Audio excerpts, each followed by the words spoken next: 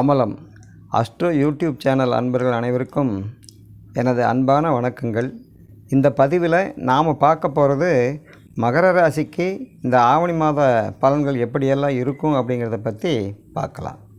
மகர ராசி உத்திராடம் நட்சத்திரம் 2, 3, 4 பாதமும், திருவோணத்தில் 1, 2, 3, 4 பாதமும், அவிட்ட நட்சத்திரத்தில் 1, 2 பாதம், இந்த 9 பாதங்களை உடைய இந்த ராசி தான் மகர ராசி.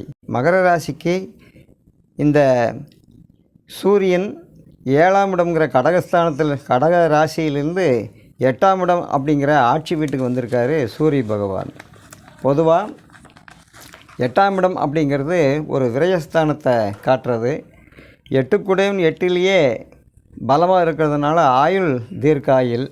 அதே சமயத்தில் 4ஆம் இடத்து அதிபதி 5ஆம் இடத்துல போய் உட்கார்ந்துருக்காரு செவ்வாய்.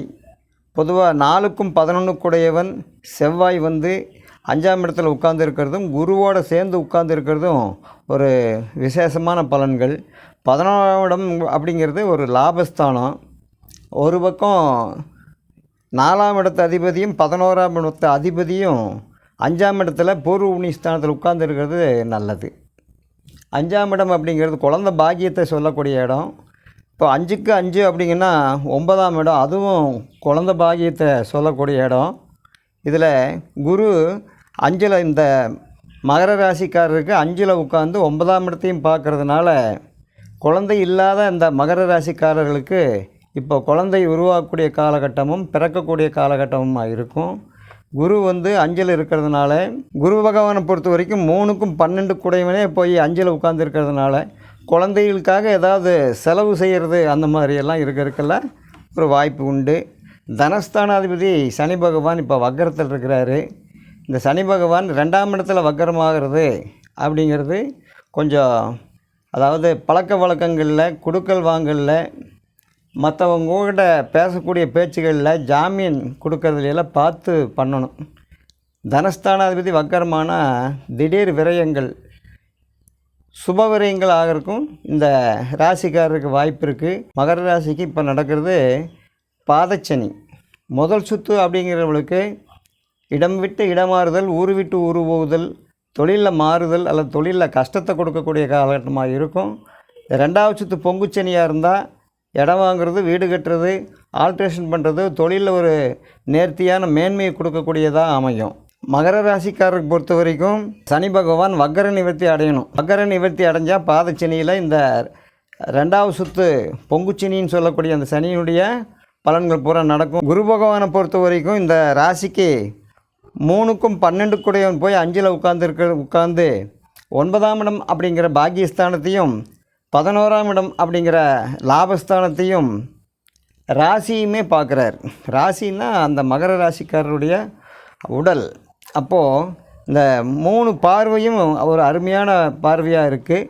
ஆனாலும் இவர் 3க்கும் 12 வரை 5ல் உட்கார்ந்துருக்கிறதுனால சுப விரயங்கள் தவிர்க்க முடியாதது அப்படின்னு சொல்லிட்டு சுக்கிரனை பொறுத்த வரைக்கும் 8ல் இருக்கார். சுக்கிரன் மனைவியை குறிக்கக்கூடிய கிரகம். 5க்கும் 10 தொழில் ஸ்தானாதிபதி சுக்கிரன் 8ஆம் இடத்துல இருக்கார். இது ஆவணி 8க்கு மேலே இந்த சுக்கிர பகவான் நீச்சம் அடைகிறார். இந்த காலகட்டங்கள் மனைவியினுடைய உடல் செலவினங்கள் கொடுக்குற மாதிரி ஏதாவது இருக்கும், உடல் உபாதைகள் கொடுக்குற மாதிரி இருக்கும். அதனால் மனைவி கொஞ்சம் இந்த காலகட்டங்களில் மனைவியோட உடலை கொஞ்சம் கவனிச்சுக்கணும். கணவன் மனைவிக்குள்ளே இருக்கக்கூடிய ஒரு விவாதங்கள், அந்த பிரச்சனைகள், சிக்கல்கள் ஏதாவது வராமல் இருக்கிற மாதிரி நடந்துக்கணும். மகர ராசிக்காரர்கள் 7 சனி நடந்துட்டு இருக்கிறதுனால சனிக்கிழமை எள்ளு தயிர் கலந்து சாதத்தை காக்காய்க்கு வச்சுட்டு சாப்பிடணும். சனிக்கிழமைக்கு சனீஸ்வரனுக்கு ஒரு அர்ச்சனை பண்ணிட்டு வந்ததுன்னா சனி வக்ரச்சனியினாலேயும் 7 சனியினாலேயும் வரக்கூடிய அந்த வருத்தங்கள் எல்லாம் கம்மியாகும். சனி ஜீவனக்காரகன் அப்படிங்கிறதுனால தொழிலில் ரொம்ப கவனமாக இருக்கணும். ஏன்னா மகர ராசிக்காரர்கள் அப்படின்னு சொன்னாவே இவங்க நாட்டு நடப்பை பற்றி நல்லா தெரிஞ்சவங்கன்னு சொல்லிக்கலாம்.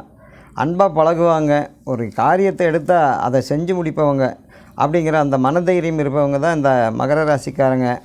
அதனால் பிரச்சனை வந்தால் பார்த்துக்கலாம் அப்படின்னு எதிர்த்து நின்று ஜெயிக்கக்கூடிய அந்த வல்லமை இருக்கிறவதாக தான் இருப்பாங்க. ஆனாலும் 7 சனி இப்போ நடந்துகிட்டு இருக்கிறதுனால அதையும் மனசில் வச்சு ஆலயம் தொழுவது சாலமும் நன்று அப்படிங்கிற மாதிரி இந்த மகர ராசிக்காரர்கள் சனி வழிபாடு பண்ணிக்கணும். 3-12 கூடையவன் குரு பகவான்.